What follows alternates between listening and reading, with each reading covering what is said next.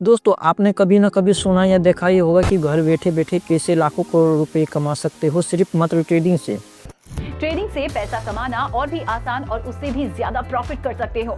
Stock market trading will be the best way of earning money and achieving financial independence at an early age. ऐसी advertisement सब करते हुए इतना ही नहीं, Warren Buffett, Rakesh Jhunjhunwala, Ramdev Agarwal, Radha कृष्णमाई, इन सभी successful trader के नाम लेके हमारे युवाओं को ट्रेडिंग करने के लिए मोटिवेट किया जाता है। क्यों हमें इनका एक ही साइड पॉजिटिव के ही बारे में बताया जाता है, नेगेटिव साइड के क्यों कोई नहीं? इनके बारे में हम आगे बात करेंगे। एडवर्टाइजमेंट सब देख के हम सोचते हैं कि ट्रेडिंग एक मनी मेकिंग मशीन है। मार्केट में उतर के अपना 1-2 हज़ार रुपये लगाएंगे, मार्केट बंद होते ही हमारे हाथों में लाखों करोड़ रुपए होंगे। पर इतना आसान नहीं है दोस्तों। जब हम गूगल पर सर्च करते हैं कि कितना परसेंटेज लोगों ने लॉस किया इंडियन स्टॉक ट्रेडिंग में, तो रिजल्ट देखने को मिलता है कि करीब 95% इंडियन ट्रेडर्स मार्केट में पैसे खोने के खतरे में हैं। फिर भी हर साल ट्रेडर्स की संख्या लाखों में बढ़ते ही जा रही है। एनएससी के डाटा अनुसार पिछले 5 सालों में 120 मिलियन से अधिक इन्वेस्टर रजिस्टर करवाए थे। केवल जनवरी 2024 में 5.4 मिलियन से अधिक इन्वेस्टर ऐड हुए और बीएसई के अनुसार 9 फरवरी 2024 तक रजिस्टर्ड इन्वेस्टर की संख्या लगभग 1.61 मिलियन थी। तो आप ही अंदाज़ा लगा लीजिए कि ट्रेडर्स की संख्या कितनी तेज़ी से बढ़ रही है। आप में से कई लोगों ने ट्रेडिंग किया भी होगा, पैसा कमाया भी होगा, कईयों ने तो पैसा गंवाया भी होगा और कईयों ने तो ट्रेडिंग के नाम पर फैंटेसी गेम और इलीगल एक्टिविटी भी ज़रूर किया होगा। ट्रेडिंग क्या है? क्या सच में ट्रेडिंग से लखपति करोड़पति बन सकते हैं, या फिर ट्रेडिंग एक स्कैम का हिस्सा है? हमें ट्रेडिंग करना चाहिए या फिर नहीं? अगर करना चाहिए तो किन बातों का ध्यान रख के करना चाहिए? तो आइए हम इन वीडियो की हेल्प से समझने की कोशिश करते हैं।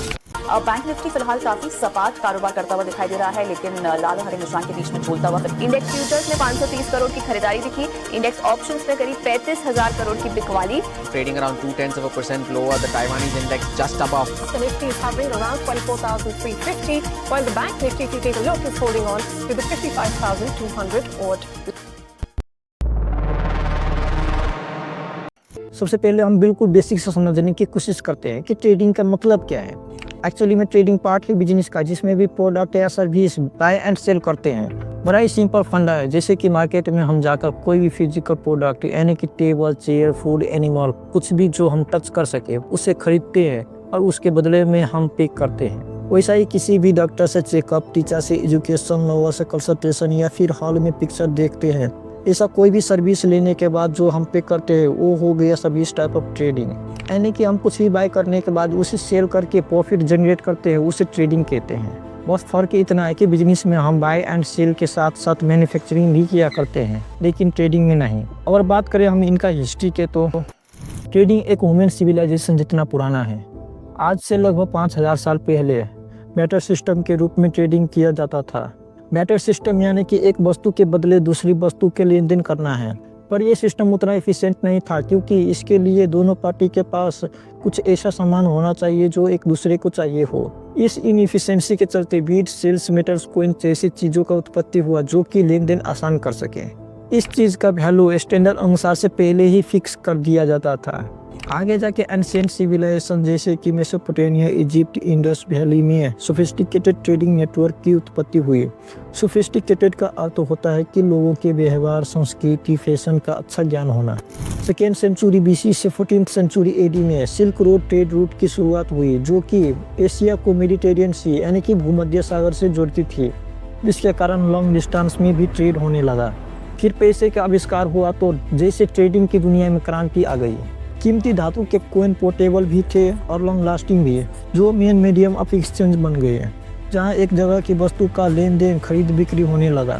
मिडिल एज में मेला बाजार इतना बढ़े कि वेनिस, फ्लोरेंस, बर्ग जैसी शहर वाणिज्य के मुख्य केंद्र बन गए, जिससे वस्तुएं और भी एफोर्डेबल एंड एसेसिबल हो गई, क्योंकि रेल रोड और स्टीमशिप ने ट्रांसपोर्टेशन की सुविधा प्रदान की, जबकि टेलीग्राफ और टेलीफोन ने संचार के सुधार किया। फिर 20वीं शताब्दी में ग्लोबलाइजेशन की सीमा पार भी सर्विस, गुड्स, कैपिटल्स का लेन देन होने लगा। डिजिटल युग का शुरुआत हो चला था, जिसने एक बार फिर से ट्रेडिंग की दुनिया में क्रांति ला दी। ई कॉमर्स ने प्रोडक्ट और सर्विस बेचना और भी सरल बना दिया। अब तो ग्लोबल ऑडियंस के बीच अपना प्रोडक्ट ऑनलाइन बेचना या सर्विस देना एकदम सरल हो गया। हमें पता ही है कि आजकल की क्रिप्टोकरेंसी और ब्लॉकचेन टेक्नोलॉजी भी हमारे पैसे और लेन देन के बारे में सोचने के तरीके को बदल रहा है। अब बात करें हम ट्रेडिंग के टाइप पर, तो इनमें कई तरह की स्ट्रेटेजी और अप्रोचेज होती है, फिर भी हम इनको 4 बेसिस पर विभाजित कर सकते हैं: asset class, time horizon, strategy और रिस्क प्रोफाइल में। इन चारों को हम शेयर मार्केट से रिलेट करके सरल भाषा में समझने की कोशिश करते हैं। अगर बात करें एसेट क्लास पर, तो इनके अंतर्गत 6 प्रकार की ट्रेडिंग आता है। एक है स्टॉक ट्रेडिंग। स्टॉक ट्रेडिंग में बेसिकली शेयर्स के ट्रेड किया करते हैं। शेयर यानी कि ओनरशिप। जब कोई कंपनी एक्सपांड करना चाहते हैं पर उतना कैपिटल नहीं होता, तो कंपनी अपनी शेयर इशू करता है पब्लिक को और रिटर्न में पैसे लिया करते हैं। जब कंपनी अपना शेयर पब्लिश करता है तो उसे कहा जाता है IPO। ये सब प्रोसेस आता है प्राइमरी मार्केट में। फिर उसी शेयर को पब्लिक आपस में बाय एंड सेल करते हैं तो वो आता है सेकेंडरी मार्केट में। यानी कि हम स्टॉक ट्रेडिंग सेकेंडरी मार्केट में ही करते हैं। शेयर खरीदने के लिए हमें एक बैंक अकाउंट, डीमैट अकाउंट और ट्रेडिंग अकाउंट की ज़रूरत होती है, और ये सब अकाउंट हम इजीली खुलवा सकते हैं ब्रोकर के पास। शेयर खरीदने में और बेचने में भी मदद करता है। शेयर खरीदते समय कंपनी के बारे में अच्छा से रिसर्च करना पड़ता है, और ये हेल्प करता है सेंसेक्स इंडेक्स और निफ्टी इंडेक्स। सेंसेक्स इंडेक्स जिसमें टॉप 30 कंपनीज होती है जो कि BSE में रजिस्टर होता है, और निफ्टी इंडेक्स जिसमें टॉप 50 कंपनीज होती है जो NSE में रजिस्टर होता है। हर चीज़ की तरह शेयर के प्राइस भी डिपेंड होता है सप्लाई एंड डिमांड पर, और इन सभी को कंट्रोल एंड रेगुलेट करता है सेबी। सेबी के होने के बाद भी इनमें स्कैम और फ्रॉड देखने को मिलता है। जैसे कि हर्षद मेहता 1992 में करीब 30 करोड़ 2023 के इक्विवेलेंट करते तो 2.3 ट्रिलियन या 27 बिलियन $US के स्कैम किया था। और इनमें स्कैम करने के लिए ज़्यादातर यूज करते हैं pump and dump scheme. In scheme में फ्रॉडस्टर ज़्यादा शेयर होल्ड करके उसी शेयर का प्राइस इंक्रीज करवाता है फेक एडवर्टाइजमेंट करके, और जैसे ही प्राइस बढ़ता है तो वो अपना सारा शेयर बेच देता है। इसके कारण प्राइस रिपीटली गिर जाता है और बड़ा लॉस झेलना पड़ता है हम जैसे स्मॉल इन्वेस्टर को। बॉलीवुड एक्टर हर्षद वारसी और उसके वाइफ मिलकर इस स्कैम के यूज करके प्रॉफिट बनाता था। दूसरा नंबर पे है फॉरेक्स ट्रेडिंग। फॉरेक्स ट्रेडिंग हम फॉरेक्स मार्केट में करते हैं, और फॉरेक्स मार्केट ट्रेडिंग वॉल्यूम दुनिया के सबसे लार्जेस्ट मार्केट है जो कि 24 घंटा खुली होती है। बैंक फॉर इंटरनेशनल सेटलमेंट के अनुसार फॉरेन एक्सचेंज मार्केट में दिन के 7 ट्रिलियन से ज़्यादा ट्रेड किया जाता है। फॉरेक्स ट्रेडिंग में फॉरेन करेंसी को ट्रेड करते हैं जैसे कि USD, EUR, GBP और JPY। फॉरेक्स मार्केट में जितना करेंसी होती है उन्हें हमेशा पेयर में ही ट्रेड किया जाता है। NSE और BSE अथोराइज्ड के अनुसार 4 इंडियन करेंसी पेयर है जो कि इंडिया में ट्रेड कर सके। वो है USD, INR, EUR, INR, JPY, INR, JPY, INR। इनके बाइक सब इलीगल है इंडिया में। जैसे स्टॉक मार्केट में स्टॉक के प्राइस ऊपर नीचे होती रहती है, वैसा ही फॉरेक्स मार्केट में करेंसी पेयर की एक्सचेंज रेट ऊपर नीचे होती रहती है। स्टॉक मार्केट में 20 से लेकर 25% ऊपर नीचे होती है, लेकिन फॉरेक्स मार्केट में बहुत ही कम, जैसे कि 1 से लेकर 1.5% मूवमेंट मात्र होती है। सबसे बड़ा सवाल ये है कि कम मूवमेंट के बाद भी कैसे लोग पैसे बनाते हैं। यहाँ पैसे बनाते हैं लिवरेज से। लिवरेज एक प्रकार का लोन है जो कि ब्रोकर हम सभी को देते हैं ताकि हाई अमाउंट का शेयर लॉट खरीद सको। मान लो कि आपके पास $100 का अकाउंट है और आप 10 गुना लिवरेज लेते हो तो आपके अकाउंट में 1000 रुपये आ जाएंगे। अब आप 1000 रुपये से ट्रेड कर सकते हो, लेकिन ये समझना होगा कि जो प्रॉफिट होगा वो भी 1000 रुपये पर होगा और लॉस होगा वो भी 1000 रुपये पर ही होगा। इसमें भी अधिक मात्रा में स्कैम होती देखा गया है। इनमें सबसे बड़ा रीज़न है स्कैम होने का फेक ट्रेडिंग प्लेटफॉर्म, जो ना RBI न ही SBI के अंदर में आता है। और RBI ने अलर्ट लिस्ट भी निकाली है जो कि 88 अनऑथराइज्ड प्लेटफॉर्म है। अब शॉकिंग कर देने वाली बात यह है कि जितनी अनऑथराइज्ड प्लेटफॉर्म है इन सभी को इन्फ्लुएंसर प्रमोट करती है, इसलिए RBI और SEBI के अथोराइज्ड प्लेटफॉर्म को ही यूज़ करें। तीसरा नंबर पर कम्युनिटी ट्रेडिंग। जिस तरह हम शेयर मार्केट में शेयर पर ट्रेड करते हैं, ठीक उसी प्रकार कम्युनिटी मार्केट में कम्युनिटी पर हम डेरिवेटिव ट्रेडिंग करते हैं। कम्युनिटी का मतलब होता है कि ऐसी चीज़ जो हम डेली लाइफ में यूज़ करते हैं या फिर वो चीज़ जो हम नेचर से लेते हैं। कम्युनिटी मार्केट 4 प्रकार का होता है। एक है एग्रीकल्चर जिसमें आता है cotton, cardamom, soybean, sugar, maize, barley. दूसरा है मेटल जिसमें आता है gold, silver, platinum, copper, aluminium, iron. तीसरा है एनर्जी जिसमें आता है crude oil, natural gas, gasoline, heat oil. चौथा है लाइव स्टॉक एलिमेंट जिसमें आता है cattle, hog, beef, pork. Community market में हम 2 प्रकार से ट्रेडिंग कर सकते हैं। एक है स्पॉट मार्केट जहां से हम इमीडिएट फिजिकल डिलीवरी कर सकते हैं, यानी कि वो चीज़ जो हम दुकान के लिए या फिर शॉप के लिए लेते हैं। दूसरा है डेरिवेटिव मार्केट जहां पर हम future and option contract buy and sell करते हैं। दोस्तों, जैसे हम शेयर की ट्रेडिंग स्टॉक एक्सचेंज पर करते हैं, ठीक वैसा ही कम्युनिटी की ट्रेडिंग कम्युनिटी एक्सचेंज पर करते हैं। अब ऐसा नहीं है कि जो डेली लाइफ में यूज होने के कारण इसमें स्कैम और लॉसेस देखने को नहीं मिलता। इसमें मेनली नेचुरल डिजास्टर और आर्टिफिशियल क्राइसिस के वक्त इफेक्ट देखने को मिलता है। जैसे वर्ल्ड बैंक के अनुसार वर्ल्ड वार 2 में कम्युनिटी की डिमांड इंक्रीज हुआ था। और ये रिपोर्ट भी जरा देखिए, केवल 15 महीने में दाल की प्राइस अधिक मात्रा में इंक्रीज हुआ, जिसमें 2,50,000 करोड़ रुपए स्कैम हुआ। चौथा पर है क्रिप्टो करेंसी ट्रेडिंग, जिसमें हम क्रिप्टो करेंसी को ट्रेड करते हैं। ये एक डिजिटल या वर्चुअल करेंसी या कोइन होती है, जैसे कि बिटकॉइन, रिपल, इथेरियम, डॉजकॉइन। इसमें ट्रेड करने से पहले नए क्रिप्टो करेंसी माइनिंग करना पड़ता है। माइनर्स होता है जो ट्रांजैक्शन को वेरीफाई करता है, एक्यूरेसी चेक करता है और ब्लॉकचेन को सिक्योरिटी मेंटेन करता है, और ट्रांजैक्शन को एक्चुअली में ब्लॉकचेन में ऐड किया जाए या फिर नहीं इंश्योर करता है। यहाँ पर हमें नए क्रिप्टो करेंसी क्रिएट करनी हो तो उसके लिए कोड और ब्लॉकचेन भी क्रिएट करना पड़ता है। इसके लिए हमें बहुत टाइम और पैसा लगता है। तो इतना करने की जगह एक अल्टरनेटिव भी है कि कोई ऐसा क्रिप्टो करेंसी क्रिएट करे कि किसी और प्रेजेंट क्रिप्टो करेंसी को ब्लॉकचेन पर काम कर सके। तो ऐसे क्रिप्टो करेंसी को कहते हैं टोकन। ये टोकन भी बहुत ही खतरनाक होते हैं। कंपनी या इंस्टीट्यूट टोकन लॉन्च करके पंप एंड डंप के यूज करके इसमें स्कैम करते हैं। इंडियन रुपीज़ पर आरबीआई के कंट्रोल है, पर इसमें किसी का भी कंट्रोल नहीं होता। ये डिसेंट्रलाइज है, जो किसी के ऑर्डर पर नहीं चलती, सिर्फ डिमांड एंड सप्लाई पर निर्धारित होती है। इसी रीजन से ये सिक्योर भी है। इसे हैक करना ऑलमोस्ट नेक्स्ट टू इम्पॉसिबल है। फिर भी इसमें स्कैम देखने को मिलता है, जैसे गेन बिटकॉइन स्कैम, जहां पर करीब 1 लाख विक्टिम को इस घोटाले में 8 ट्रिलियन रुपए से ज़्यादा का नुकसान हुआ था। अमित भारद्वाज इसके पीछे के मास्टरमाइंड था। ये पूंजी स्कीम चलाते थे, जहां पर उन्होंने MLM प्रोग्राम के माध्यम से 18 महीने के लिए बिटकॉइन ऑन बिटकॉइन डिपॉजिट पर 10% मंथली रिटर्न देने के गारंटी लेते थे। जरा दूसरा पर भी गौर कीजिए। FBI के अनुसार क्रिप्टो कोइन में इन्वेस्टर के $4 बिलियन का स्कैम किया। जून 2016 में क्रिप्टो करेंसी उभरता हुआ देखा गया, तब इग्नो टोबा खुद को क्रिप्टो क्वीन बताया और अपनी कंपनी का एक आकर्षक प्रतिद्वंदी बताया। इसलिए क्रिप्टो करेंसी में सोच विचार के ट्रेड कीजिए। 5 नंबर पे है फ्यूचर ट्रेडिंग। इसको हम एक एग्जांपल से समझने की कोशिश करते हैं। मान लो कोई कंपनी है यक्स, जिसका शेयर 3 महीने बाद खुलने वाला है 1200 की बेस प्राइस पर, और इस शेयर की बोली अभी से ही लगाई जा रही है। राम नाम के आदमी को लगता है कि शेयर खुलने के बाद ये शेयर की कीमत बढ़ के 1500 हो जाएगी, इसलिए वो ये शेयर खरीद लेता है 1200 की रेट से। अब कंपनी यक्स तो अभी वो शेयर दे नहीं सकती, क्योंकि उसको खुलने में 3 महीना बाकी है। तो कंपनी यक्स और राम के बीच एक कॉन्ट्रैक्ट साइन होता है। 3 महीने बाद उस कॉन्ट्रैक्ट के अनुसार राम को वो शेयर दे दिया जाएगा। फिर होता यह है कि 1 महीने में ही कॉन्ट्रैक्ट की प्राइस बढ़ जाती है, क्योंकि लोगों को लगता है कि ये कंपनी यक्स बहुत ही अच्छा परफॉर्मेंस देगा।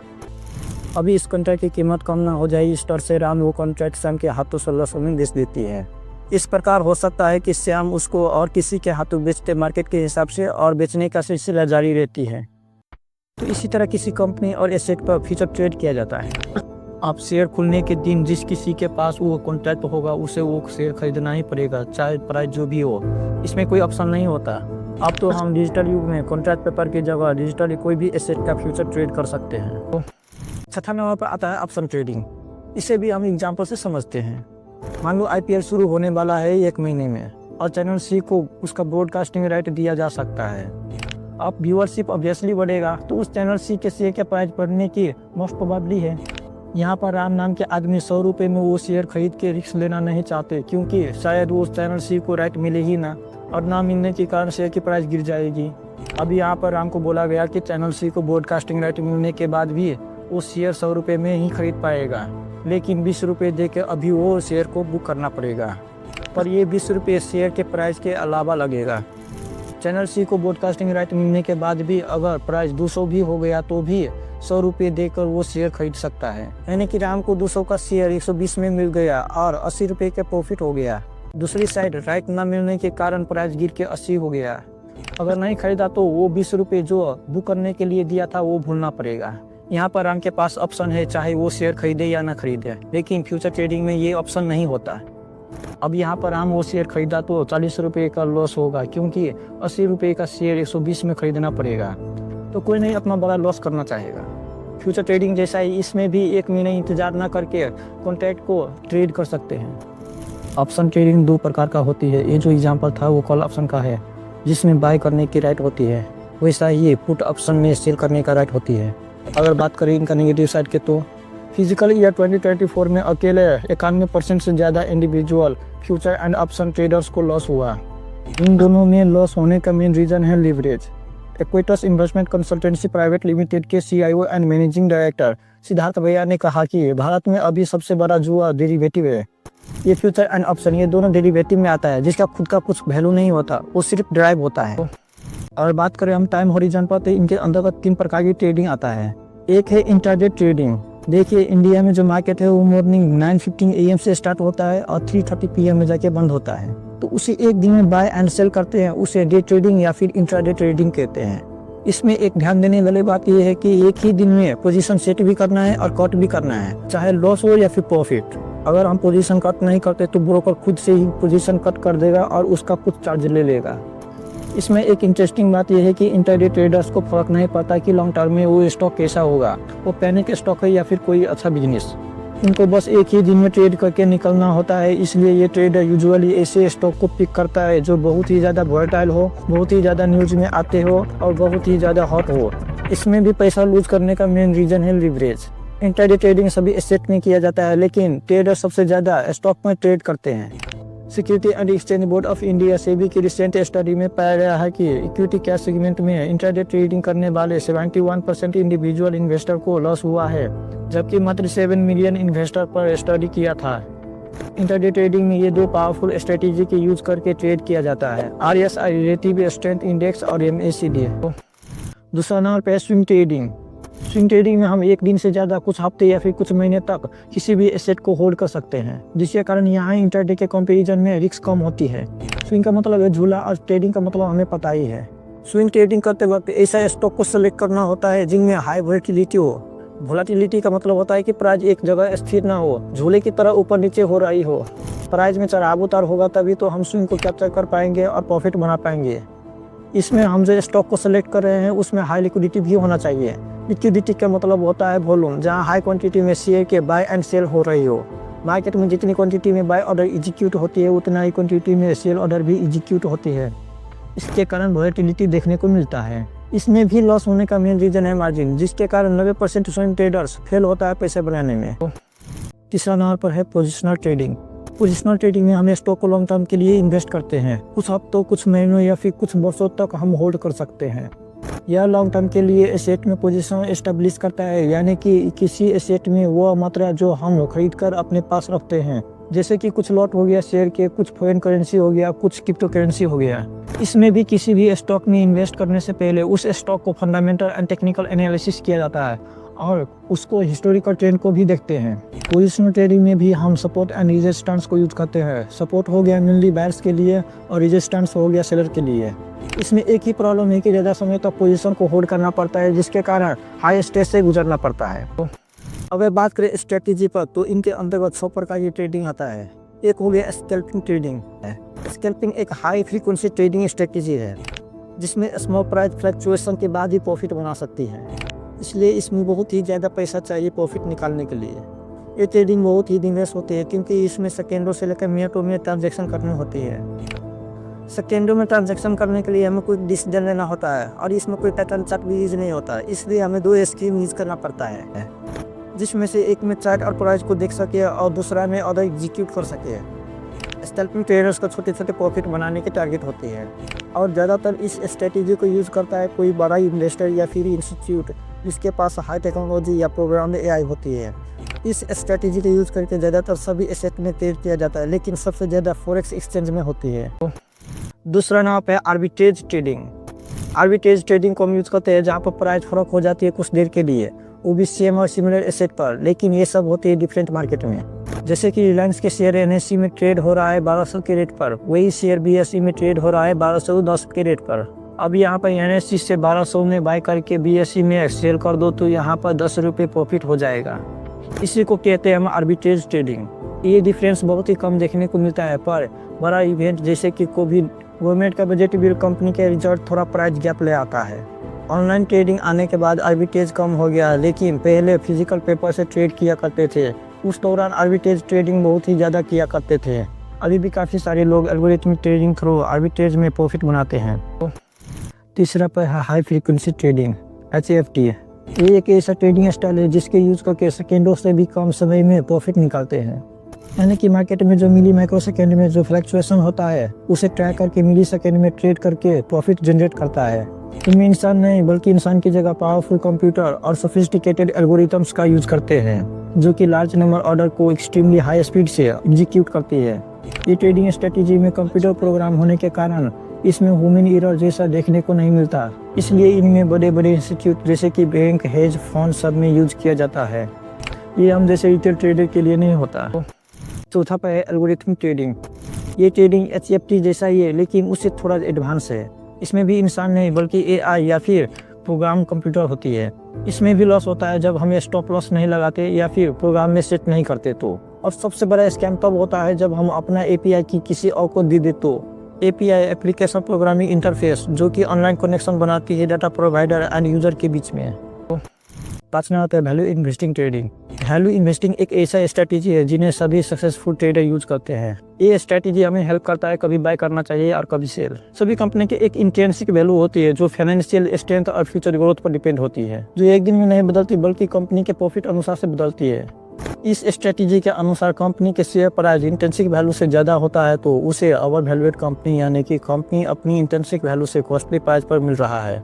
और जब कंपनी की शेयर प्राइस उसकी इंट्रिंसिक वैल्यू से कम हो जाती है तो उसे अंडर वैल्यूएट कहते हैं, यानी कि कंपनी इंट्रिंसिक वैल्यू से डिस्काउंट प्राइस पर मिल रहा है। अब यहाँ पर ये स्ट्रेटेजी बताते हैं कि शेयर प्राइस अंडर वैल्यूएट पर बाय करे और ओवर वैल्यूएट पर सेल करे। इसमें सबसे बड़ा प्रॉब्लम ये है कि किसी भी कंपनी की इंट्रिंसिक वैल्यू पता लगाना बहुत ही मुश्किल होता है। वैल्यू इन्वेस्टिंग के अच्छे से समझने के लिए बेंजामिन ग्राहम ने 1934 में सिक्योरिटी एनालिसिस और 1949 में the intelligent investor book publish किया था। तो इसे अच्छे से समझने के लिए ये दो बुक पढ़ना अति आवश्यकता है हमारे लिए। और अंतिम में growth investing trading. Growth investing एक ऐसा स्ट्रेटेजी है जो इन्वेस्टर के कैपिटल को इंक्रीज करने में हेल्प करता है, जिसका यूज टिपिकली ग्रोथ स्टॉक में इन्वेस्ट करना है। ग्रोथ स्टॉक यानी कि वो कंपनी जो न्यू और स्मॉल हो और उसी इंडस्ट्री सेक्टर के कंपेयर में जिसका अर्निंग एवरेज रेट ज़्यादा हो। मान लो दो कंपनी है, कंपनी ए और कंपनी बी। कंपनी ए है जो 50 वर्षों से चल रहा है, जिसका स्टेबल अर्निंग है और रेगुलर डिविडेंड पे कर रही है। और दूसरा कंपनी बी है जो न्यू और सेमी प्रोडक्ट का कंपनी है। कंपनी बी में एक खास बात यह है कि इसके पास एक रिवोल्यूशनरी प्रोडक्ट है लेकिन ये अभी प्रॉफिटेबल नहीं है। फिर भी लोगों के प्रिडिक्शन अनुसार यह मार्केट एक मेजर प्लेयर बन सकती है। अब आप यहाँ पर कौन सी कंपनी चूज करोगे? ऑफकोर्स कंपनी बी है, भले ही ये रिस्क से भरी हो। इतना रिस्क लेने की वजह ये कंपनी फ्यूचर में एक्सप्लोसिव ग्रोथ करने वाली है। यही चीज़ हमें ग्रोथ इन्वेस्टिंग स्ट्रेटेजी में सिखाया जाता है। अगर बात करें रिस्क प्रोफाइल पे तो इनके अंतर्गत दो प्रकार के ट्रेडिंग आता है। एक है कंजर्वेटिव ट्रेडिंग। मान लो कि आप $1 बिलियन मैनेज करने वाले एक लार्ज इन्वेस्टिंग फंड हो और आप प्रॉफिट बनाने के लिए ज़्यादा रिस्क लेना नहीं चाहते, इसलिए आप कैपिटल प्रिजर्व और लॉन्ग टर्म रिटर्न देने वाले पर ज़्यादा फोकस करते हो। तो ये कंजर्वेटिव ट्रेडिंग यही सिखाता है। कंजर्वेटिव ट्रेडिंग भी एक इन्वेस्टमेंट स्ट्रेटेजी है जो ग्रोथ या मार्केट रिटर्न की तुलना में कैपिटल प्रिजर्व को प्रायोरिटीज देती है। Government bond, high quality corporate bond और लगातार प्रॉफिट देने वाली ब्लू चिप स्टॉक जैसे लो रिस्क वाली एसेट पर यह स्ट्रेटेजी काम करती है। ये रिस्क कम करने और सिग्निफिकेंट लॉसेस को बचाने का प्रयास करती है। कंजर्वेटिव ट्रेडिंग उन लोगों के लिए एक सॉलिड अप्रोच है जो कैपिटल प्रिजर्वेशन और लॉन्ग टर्म स्टेबिलिटी पर फोकस देती है। लेकिन ये स्ट्रेटेजी जल्दी अमीर बनाने के लिए नहीं होती, लेकिन फ्यूचर के लिए एक मजबूत फाइनेंशियल फाउंडेशन आधार बनने के लिए होती है। दूसरा है एग्रेसिव ट्रेडिंग। एग्रेसिव ट्रेडिंग एक ऐसा स्ट्रेटेजी है जो हायर रिटर्न के लिए थोड़ा अधिक रिस्की है कंपेयर टू कंजर्वेटिव ट्रेडिंग। ये सडन कार की जगह रेस कार चलाने जैसा है, क्योंकि सिग्निफिकेंट गेन के लिए इस स्ट्रेटेजी को यूज करते हैं, भले हाई रिस्क ही क्यों न उठाना पड़े। इस स्ट्रेटेजी को हायर ग्रोथ पोटेंशियल वाली एसेट में इन्वेस्ट करने के लिए यूज करते हैं, जैसे कि growth stock, option trading, crypto currency. Aggressive trading investor के लिए एक हाई ऑक्टेन अप्रोच है। ये सिग्निफिकेंट गेन के संभावना के प्रदान करती है, लेकिन इसमें हाई लेवल के रिस्क भी है। इस स्ट्रेटेजी को यूज करके रिस्क टॉलरेंस को समझना भी महत्वपूर्ण है। ट्रेडिंग की दुनिया में इतना फ्रॉड और स्कैम होने के बाद भी इनका नेगेटिव साइड के बारे में चर्चा न करने की मेन रीजन है कि ये जीरो सम गेम जैसा ही है। जीरो सम गेम में होता ये है कि एक ने पैसा गेन किया तो दूसरा जरूर पैसा लॉस करता है, और यही चीज़ ट्रेडिंग में भी होता है। अगर हमें ट्रेडिंग के नेगेटिव साइड के बारे में बता दे तो हम ट्रेडिंग नहीं करना चाहेंगे, और जो कर रहा है उसका पैसा जनरेट नहीं हो पाएगा। ट्रेडिंग ना करने का मेन रीजन है लिवरेज, और यही बात कहा राकेश झुंझुनवाला भी है। Trading means leverage, and I would say don't trade because if 10 lakh come to the market इन सब चीज़ के बावजूद भी अब मैं आपको ये नहीं कहूँगा कि आप ट्रेडिंग करना टोटली बंद कर दो। बस कुछ चीज़ों का ध्यान रखते हुए आप ट्रेडिंग कर सकते हो, जैसे कि ओवर ट्रेडिंग। जब आपको ट्रेडर ट्रेडिंग के दौरान पैसा लूज करता है तो उसी लूज किए हुए पैसे को रिकवरी करने के लिए फिर से ट्रेडिंग करते हैं, उसी को हम ओवर ट्रेडिंग कहते हैं। यही बात जीरोधा के को फाउंडर और CEO नितिन कामत ने भी कहा था कि आज के समय में ओवर ट्रेडिंग के कारण पैसा लूज करता है, ना कि ब्रोकरेज के कारण। और उतना ही जरूरी है ट्रेडिंग है पेशेंस रखना और वेट करना, क्योंकि चार्ली मुंगर ने भी कहा था कि मोटा पैसा बाइंग या सेलिंग में नहीं बल्कि वेटिंग करने में है। और सबसे ज़्यादा ध्यान देने वाली बात है नॉलेज पर। नॉलेज गेन करने में पैसा तो लगता है, लेकिन वो कई गुना रिटर्न बैक भी देता है। बेंजामिन फ्रैंकलिन ने भी कहा कि नॉलेज में इन्वेस्ट बेस्ट इंटरेस्ट पे करता है। वीडियो के इनमें एक ही टिप देना चाहूँगा कि कोई भी ट्रेडिंग कर रहा हो तो लोन लेकर मत करना, क्योंकि लोन वाले पैसा और लॉस किया तो रोड पर आने का 100% गारंटी होता है। आज के लिए बस इतना ही, जल्द मिलेंगे अगले वीडियो में। धन्यवाद।